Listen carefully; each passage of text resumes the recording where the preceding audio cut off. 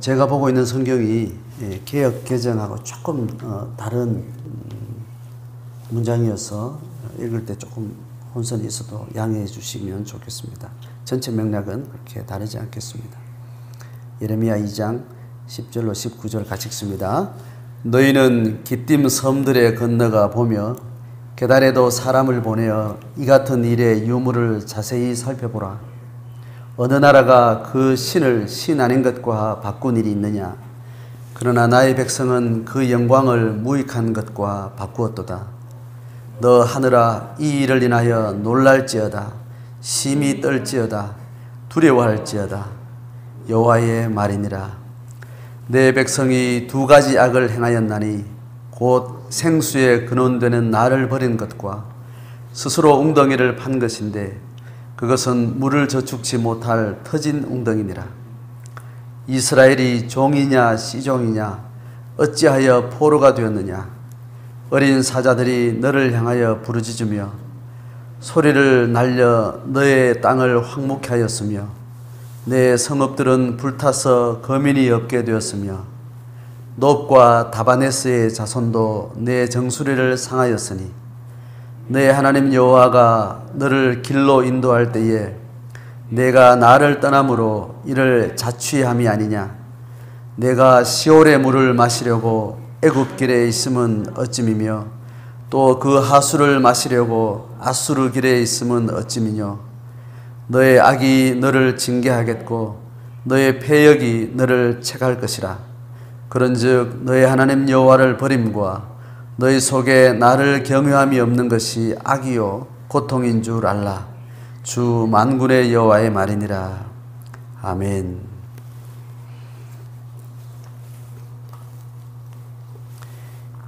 예레미야를 통해서 여호와 하나님의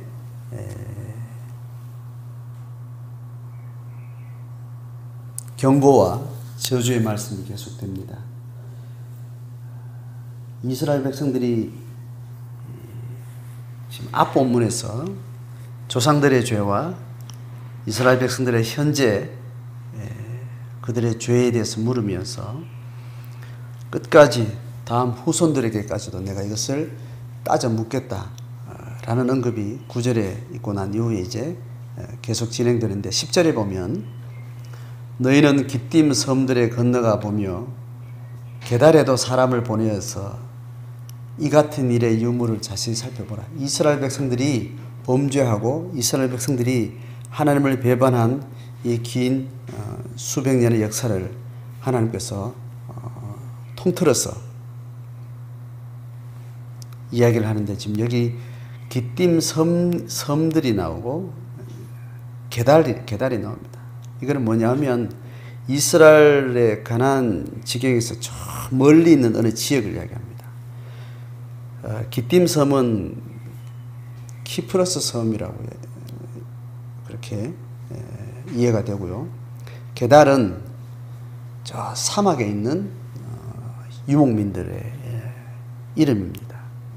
그러니까 사막 저 끝에 사는 사람들, 게달 민족, 그리고 기띔 섬, 저 멀리 바다 끝에 있는 이 소식을 차마 듣기 어려운 사람들을 다 불러서, 온갖 사람들을 다 불러서 한번 이거 물어봐라.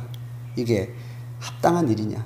이스라엘 백성들이 이렇게 신앙의 변절의 역사를 어느 누구한테 물어봐도 이거는 너무너무 답답한 일이다. 이제 이런 이야기를 이제 하는 거죠. 자, 그런 사람들을 불러서 이제 너희들이 한 일을 한번 따져보자. 11절 가면 이렇습니다. 어느 나라가 그 신을 신 아닌 것과 바꾼 일이 있느냐? 그러나 나의 백성은 그 영광을 무익한 것과 바꾸었도다.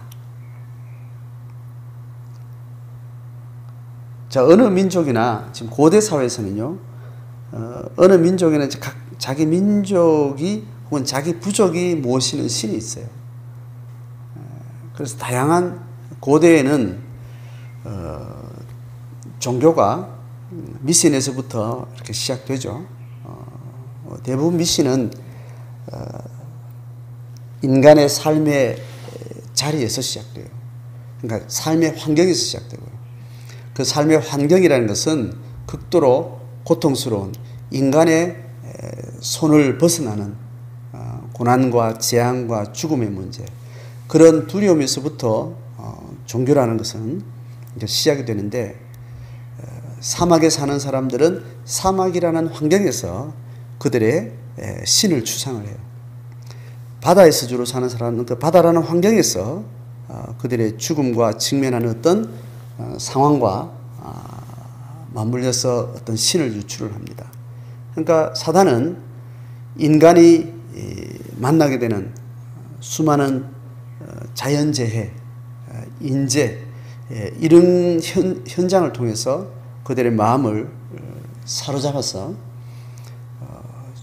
종교의 영역으로 그렇게 그걸 집단화시키면서 개인과 또 부족과 심지어는 민족과 어떤 집단들을 통제하고 다스리는 거죠. 자, 그렇게 해서 고대는 국가로 크기 전에 부족 단위에서부터 어떤 자기들이 꾸준하게 대를 이어서 섬겨오는 신이 그렇게 이름 불려지고 상상으로 신이라는 존재를 그렇게 만들게 되죠. 그래서 각 신의 이름이 있습니다. 그러면 그 신은 계속 대물림돼요. 그래서 자기 신에 대한 긍지가 있고 그 자기들의 신이 어떤 재앙과 두려움으로부터 지켜낸다는 아주 투철한 믿음이 있는 거죠. 자, 그래서 그 한 민족이나 종족이 신을 바꾼다는 것은 있을 수 없는 일입니다. 그래서 한 부족이 한 부족을 정복해서 지배를 하게 되면 그 신을 완전히 이제 짓밟고 자기들이 믿는 신이 상대방 신을 이겼고 상위급에 있는 신이라고 해서 그 신은 이제 없어지는 거죠. 자, 그렇게 하는데 이스라엘 백성은 그들이 믿는 신을 다른 이방의 족속들이 믿는 신으로 바꿔버렸다고 이야기를 하는 겁니다. 그래서 그 영광스러운 하나님의 신성을 돌과 또 인간이 만든 조각한 것들로 바꿨다는 거예요. 자, 이 이야기를 하면서 12절에 너 하늘아 이 일을 인하여 놀랄지어다 심히 떨지어다 두려워할지어다. 지금 굉장한 강조를 하는 시적 탄식으로 이 사실을 지금 고발하는 거예요. 자, 여기서 신이 이스라엘 백성들이 여호와 하나님을 자기들이 믿는 신으로 만나고 난 뒤에 바알로 바꿨다 이렇게 말할 때 여기는 좀 설명이 필요합니다. 이스라엘 백성들이 망할 때까지도 그들은 여전히 그들이 믿는 여호와 하나님의 신을 향한 제의적인 또 절기적인 어떤 종교성은 끊임없이 가지고 가요.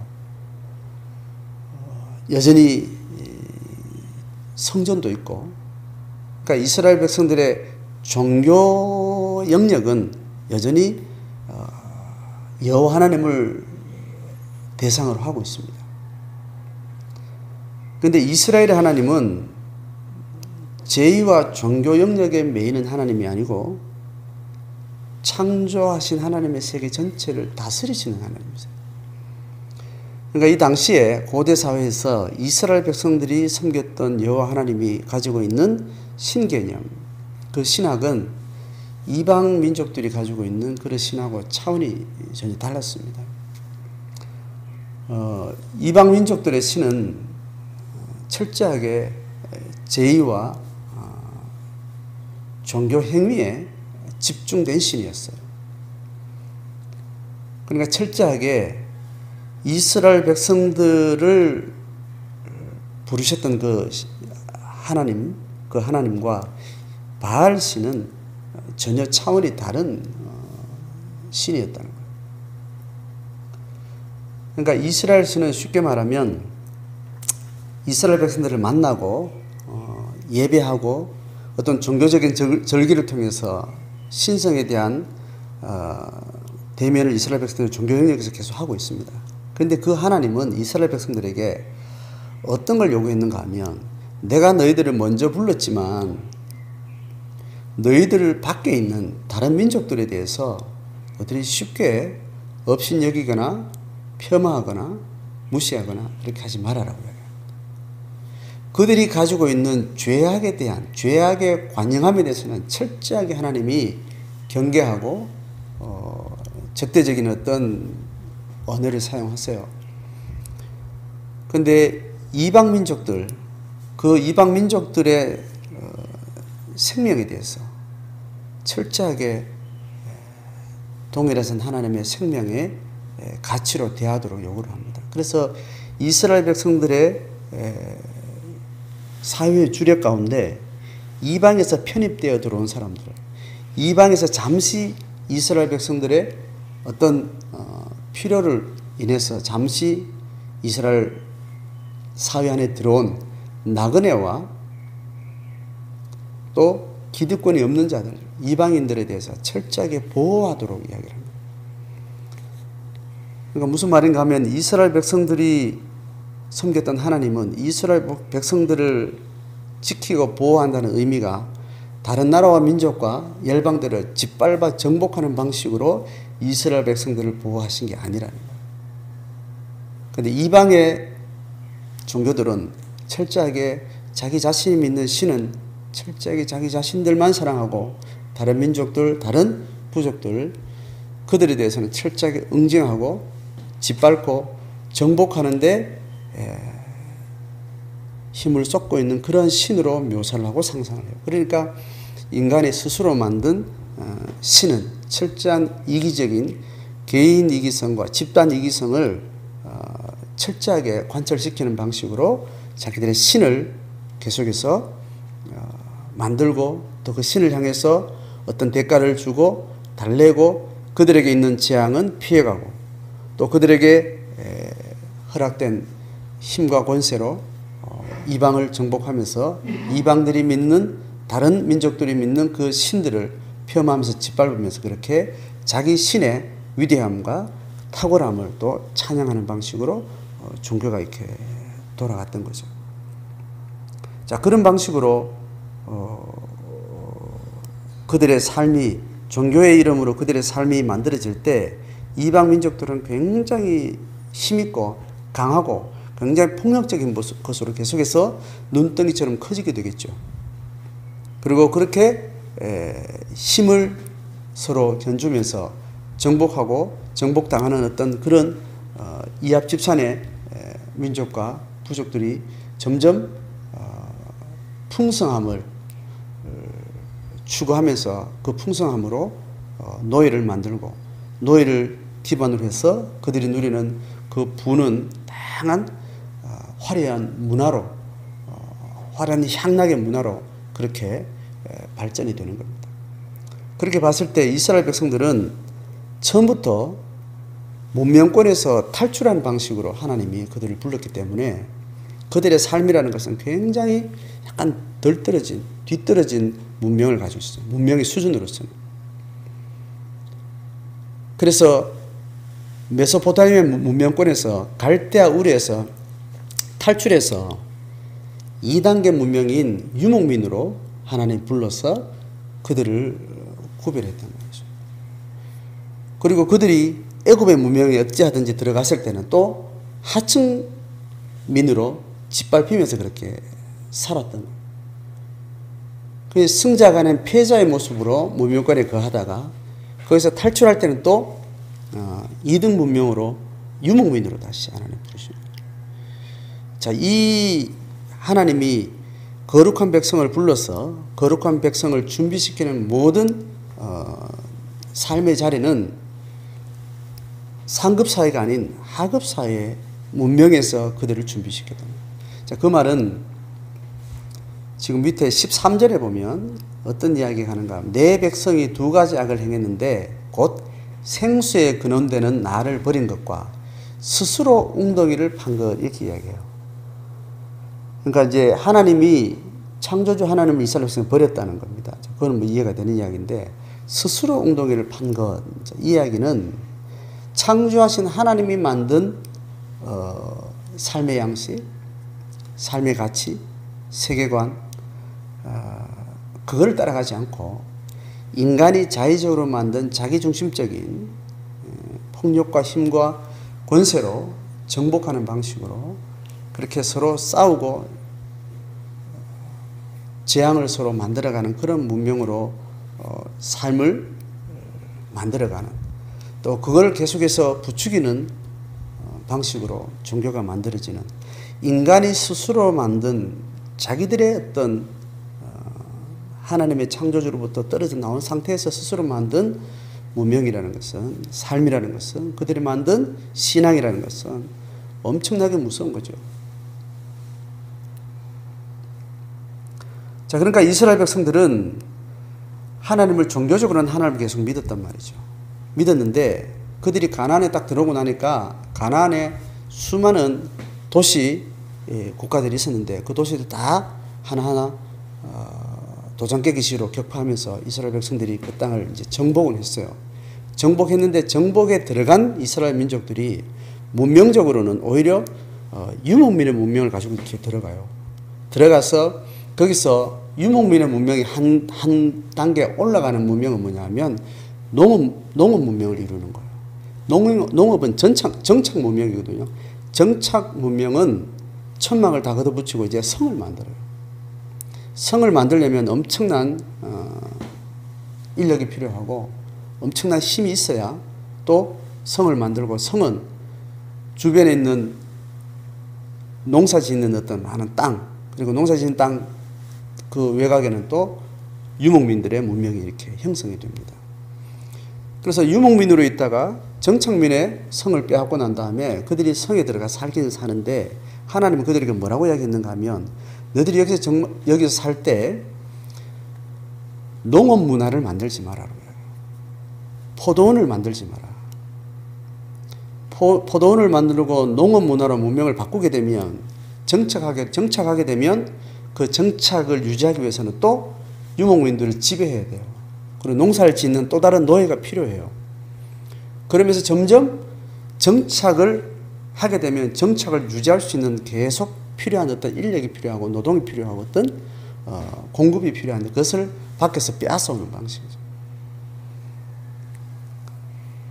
하나님이 그렇게 이미 정착한 민족들의 죄를 하나님께서 심판하면서 그 성에 들어가 살게는 하되 너희들이 여전히 성에 살면서 농업 문명을 추구하지 말아라고 이야기합니다.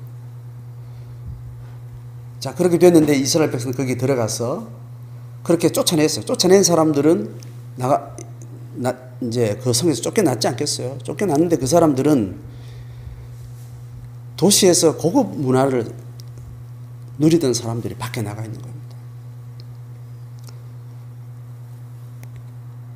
자, 그러니까 이들이 성에 있는 도시 문명을 유지할 수 있는 기술들이 없는 거예요. 이스라엘 백성들은 동물만, 양만 치다가 도시 문명 들어가니까 수도도 있어야 되죠. 하수도도 관리해야 되죠. 뭐 무슨 제도도 있고 뭐 여러 가지 집을 관리해야 되고 난방도 해야 되죠. 뭐 여러 가지. 그리고 거기서 뭐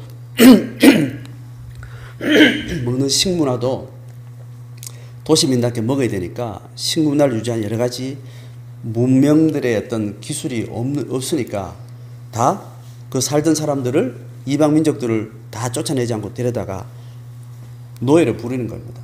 그 사람들이 와서 성을 또 유지하는 그런 식으로 하는데 그 삶이 굉장히 매력적이고 굉장히 있어 보이거든요. 결국 이스라엘 백성들은 자연스럽게 농업 문명 그걸 추구하게 되고, 농업은 정착하게 되면서 농사를 잘 지어야 되고 비가 제때 내려와야 되고 그렇게 점점 부를 추구하게 되고, 이제 그런 문명으로 점점 이스라엘 백성들이 빼앗기게 되는 거예요.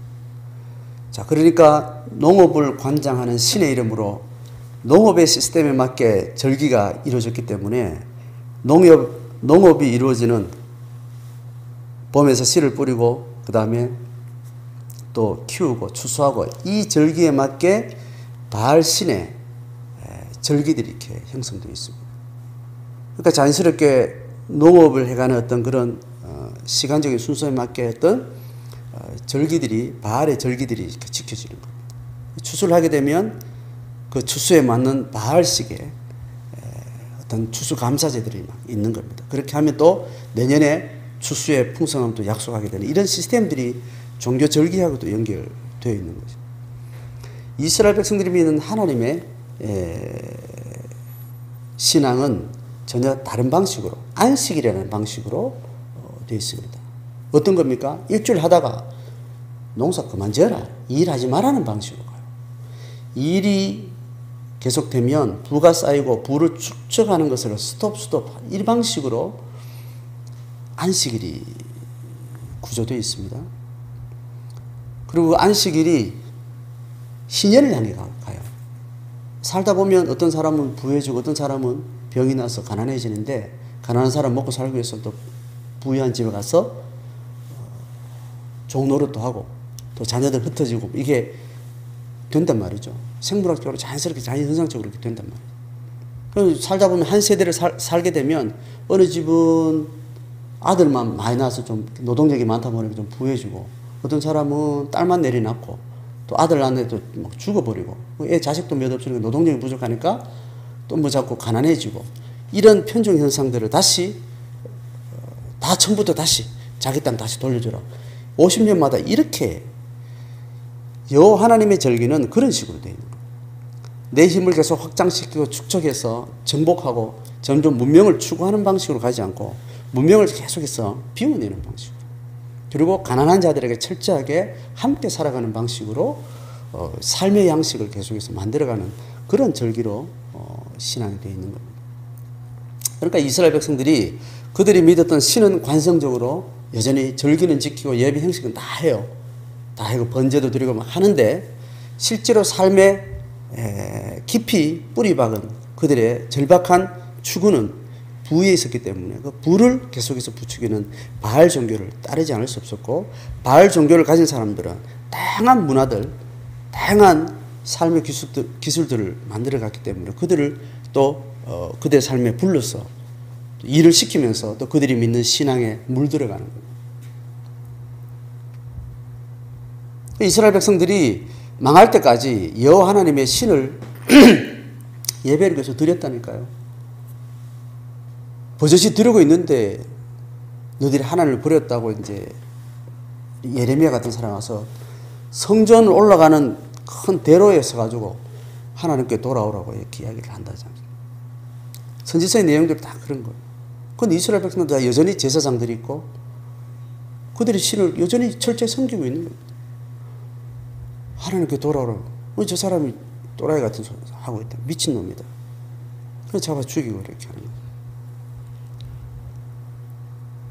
오늘날 기독교, 모든 기독교 역사가 이런 식이었습니다. 기독교가 부흥할수록 이방의 부유함과 이방의 권력과 결탁을 하고 기독교가 가지고 있는 윤리 수준이 아주 탁월하기 때문에 제국과 왕들은 또 기독교라는 종교를 통해서 기독교의 매력이 있는 종교성을 제국의 종교로 받아들여서 그렇게 변절시키고 그게 구약의 방식처럼 초대교 이후에 로마 제국이 기독교를 통해서 제국의 황제권을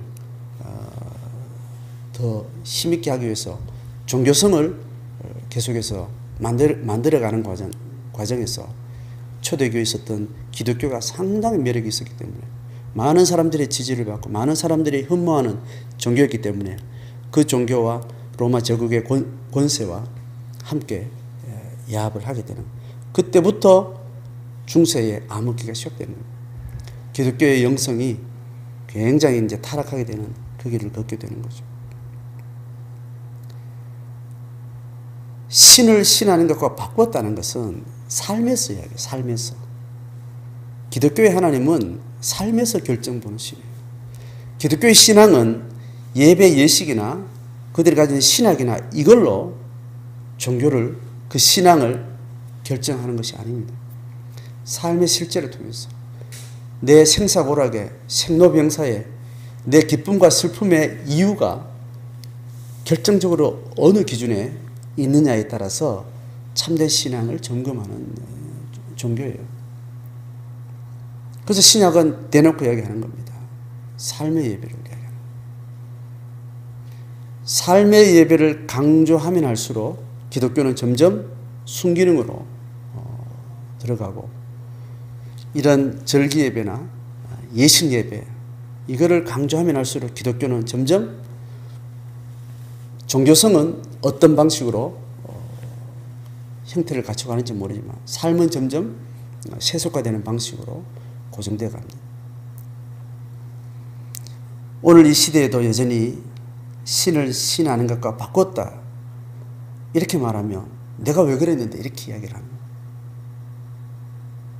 한 주간 잠 못 자고, 한 주간 배 아프고, 한 주간 속 썩고 하는 그 이유가 철저하게 여호와 하나님 아닌 다른 것으로 인해서 고통스러워하고 울고 웃었던 모든 계기가 내가 가진 것과 내가 쟁취한 것과 남들이 나를 보는 것과 거기에 철저하게 지배받으면서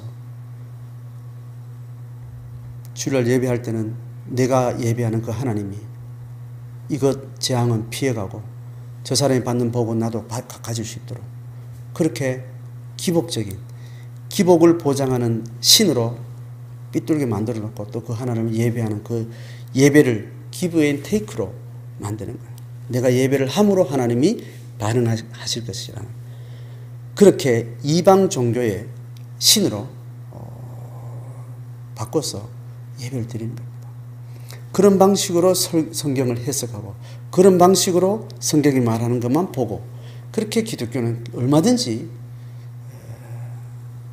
신학을 찬란하게 말하고 종교성을 화려하게 만들어 놓고도 하나님을 배제한 그런 신앙이 가능했던 것이 2000년의 기독교 역사예요.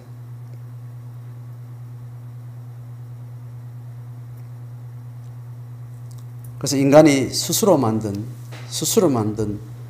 인간의 삶이라는 것은 그렇게 하나님이 우리에게 말씀하시는 그 언약 약속하고 전혀 다른 방향성을 가지고 있습니다. 자, 그 이야기가 지금 이스라엘 백성들의 지금 현 시점, 예레미야가 예언사역을 하는 그 시점에 이스라엘 국가 공동체가 어떤 태도를 취했는가를 이제 하나 고발을 해요. 자, 14절 보면 그렇게 두 가지 악을 행해서 물을 저축하지 못할 터진 웅덩이를 만들었던 그들이 이제 어떻게 됐냐 봐라 하면서 14절을 이야기하는데 이스라엘이 종이냐? 종은 잡혀온 종이고 시종은 아버지가 부모가 종이어서 종된 사람을 이야기합니다. 어찌해서 포로가 됐느냐? 이 포로가 된 것이 너무 기가 막히는 거예요. 어린 사자들이 너를 향해서 부르짖고 소리날려 너의 땅을 황무하게 하고 네 성읍들은 불타서 사람도 없게 된 이 상황에 대해서 한탄하면서 이야기를 하는데 17절부터 마지막 이야기를 합니다. 보세요. 이렇게 포로가 되고 망하게 된 것이 17절 너의 하나님 여호와가 너를 길로 인도할 때에 네가 나를 떠남으로 이거 스스로 취한 거다. 행한 대로 받은 거다. 심은 대로 거둔 거다. 이렇게 이야기하면서 현실을 고발해 18절 같이 읽어봅니다. 시작. 네가 시홀의 물을 마시려고 애굽길에 있으면 어찌미며 또 그 하수를 마시려고 아수르 길에 있으면 어찌미뇨. 자, 시홀의 물은 그 나일강을 이야기해요. 자, 나일강의 물을 마시려고 애굽으로 향하는 길에 서 있고 또 그 하수는 유프라데스 강을 이야기합니다. 그 강물을 마시려고 아수르로 가는 길에 서 있고 문명은 정착을 하면서 문명에 엄청난 발전을 이루어지는데 그래서 결국은 4대 문명, 5대 문명, 이 문명은 다 큰 강을 중심으로 이루어지게 되죠. 그래서 메소포타미아 문명을 시작으로 이스라엘의 북방에서는 유프라테스 티그리스 강, 그 강을 통해서 아수르 제국이 이스라엘 백성들의 시대에 번창했죠. 그리고 애굽은 저 남쪽에 여전히 그렇게 있었습니다. 그러니까 이스라엘 백성들은 두 문명권 딱 사이에 끼어서 살아온 겁니다. 그러니까 이스라엘 백성들은 가나안에 들어오고 나서 그들이 정치가 안정되고 정권이 계속해서 왕권이 계속 이어지면서 자연스럽게 양 국가의 문명의 힘 사이에서 그들이 살아남아야 되는 방식으로 정치를 한 거예요. 처음부터 이스라엘 백성들이 하나님이 고약하신 거죠. 이 표현이 의도했다는 말입니다. 하나님. 아주 강력한 두 문명 사이에 딱 가난을 두고 여기서 문명권 사이에 두고 문명에 영향받지 않는 하나님의 통치가 있기를 하나님께서 명하셨고 원하셨던 거예요. 그래서 처음부터 하나님은 이스라엘 백성들에게 왕이 없기를 이야기해요. 지방자치제를 했다니까요. 그 고대에 지금 현대사회에서 인류가 만들어 놓은 이 엄청난 정치적인 발전 양식인 지방자치제를 하나님께서 그렇게 12지파를 통해서 하게 했다고. 왕이 중심이 돼서 군대를 만들고 상비군을 두고 언제든지 적이 쳐들어오면 힘으로 대응할 수 있는 그렇게 존립하는 국가를 하나님께서 처음부터 계획하지 아니했다는 거예요.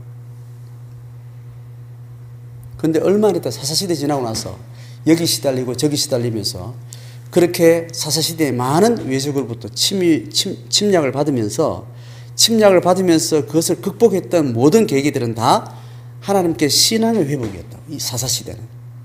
그렇게 계속 반복되는 타락과 또 전쟁에 저주를 당하고 다시 회개하고 다시 회복되는 이런 사이클을 계속 사사시대들 하나님은 이렇게 이스라엘 백성들이 존립하면서 언제든지 그들의 당한 재앙을 통해서 하나님 앞에 영적 회복의 계기를 통해서 그 문제를 극복하는 방식으로 살게 하셨다.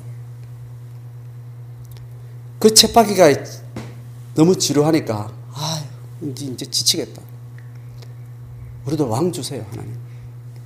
사무엘이 이제 고민이 그거였죠. 왕 주세요. 왕을 달라는 의도가 그 왕권의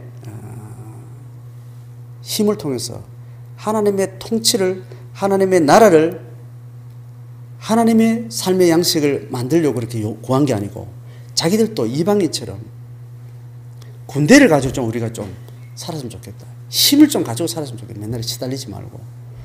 그렇게 시작된 거예요.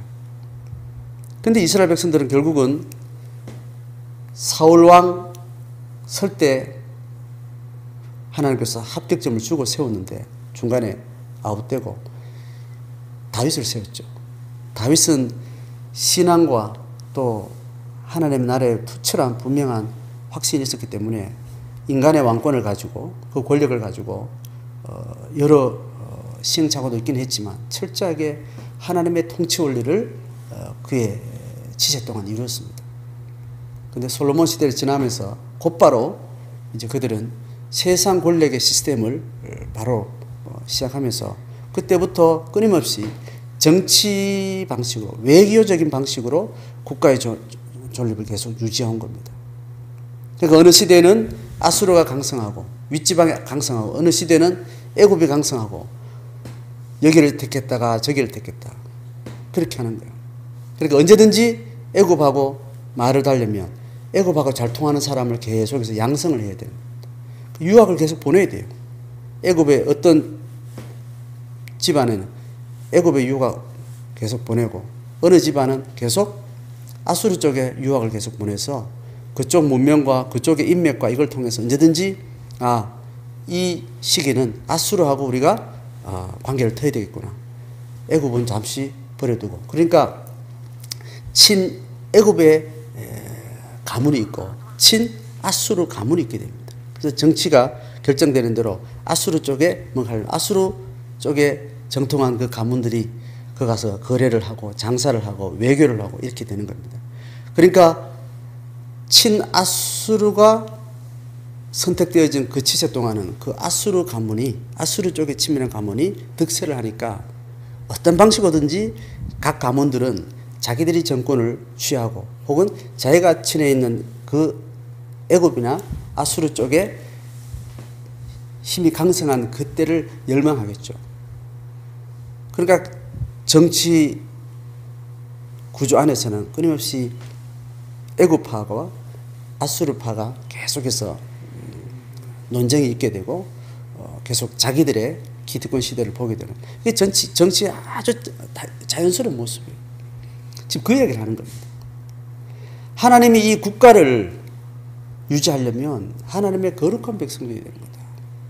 누가 쳐들어와도 너희들이 거룩하면 하룻밤 사이에 적을 섬멸시키는 이런 기적들을 그들은 사사시대 끊임없이 경험을 했음에도 불구하고 자들 그게 싫었던 거예요.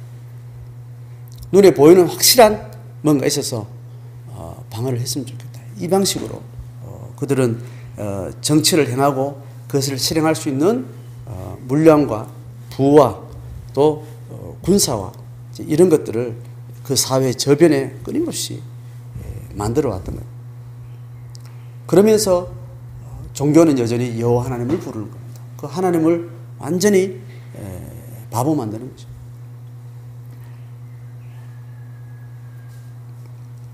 그래서 너희들이 나일강의 물을 마시려고 애굽길에 항상 준비해 있고, 또 아수르에 접근하려고 유브라테스 강에 물을 마시려고 그렇게 너희들이 서 있고, 너희들이 역사가 그거 아니냐?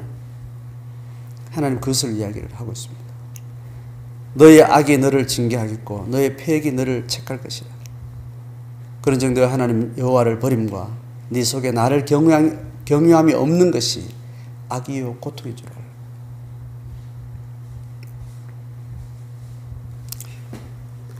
한국 기독교는 그렇게 사회가 발전하면서 서구 문명이 산업혁명의 그 발전을 단실에 한국 현대사 가운데 이룩하면서 기독교도 자연스럽게 돈의 종교가 되고 가진 자의 종교가 되고 기복의 종교가 되고 권력의 종교가 되고 그렇게 되어 왔어요. 각자 어떤 고백을 가지고 어떤 순수를 가지고 있는지 모르지만 한국교회 다수는 그렇게 걸어왔습니다. 그래서 기독교는 핍박받는 종교가 아니고 압력단체가 되어 있어요. 표 한 벗기 위해서 기독교의 눈치를 보고 기독교는 그 쪽수를 가지고 한국 사회에 대단한 힘을 무시 못하는 힘을 가지고 있습니다. 그 자체가 잘못됐다기보다는 그렇게 기독교가 하나님의 말씀 앞에 만 서서 순결하게 걸어갈 수 있는 그런 길을 걸어오지 않았고 숫자가 커지면 커질수록 변질의 양은 점점 커지는 거예요. 그래서 하나님은 기독교인들이 많아지는 것을 원치 않았습니다. 기독교가 순결하기를 원하셨어요. 기독교가 득세하는 것, 수적으로 부흥하는 하나님 그걸 원하지 않으셨어요. 단 몇 명이라 좋으니까 순수한 자가 있느냐를 묻는 겁니다. 하나님은 그 국가와 그 도시를 향해서 순결한 자를 찾으시오. 순결한 자를 몇 명 이렇게 찾으시는 게 아니라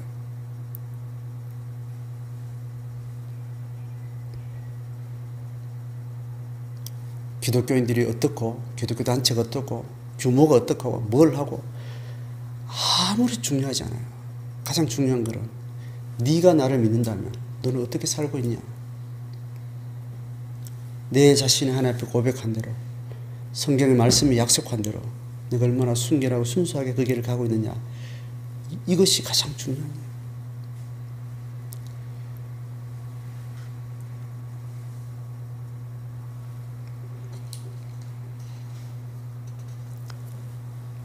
예레미야 시대의 시대적 정황과 지금 기독교 후기 시대를 살아가는 포교의 정점을 지나고 점점 기독교가 타락해가는 그 증거들이 일반인들 가운데 웃음거리가 되고 이제 기독교인 하면 고개 돌리는 이런 기독교 후기 사회를 저들이 지나면서 하나님은 또 다른 부흥을 기대하고 있고 또 다른 부흥을 하나님 준비하고 있을 텐데 그는 많은 숫자로 하지 않습니다. 소수로 한두 명 가지고 하나님 시작하는데 적어도 거기에 내가 들어갈 수 있는지 그런 열망이 있는지 자문하면서 또 두렵고 떨리는 마음으로 말씀 앞에 우리 남은 신앙의 생애를 살아갈 수 있기를 주의 이름으로 축복합니다.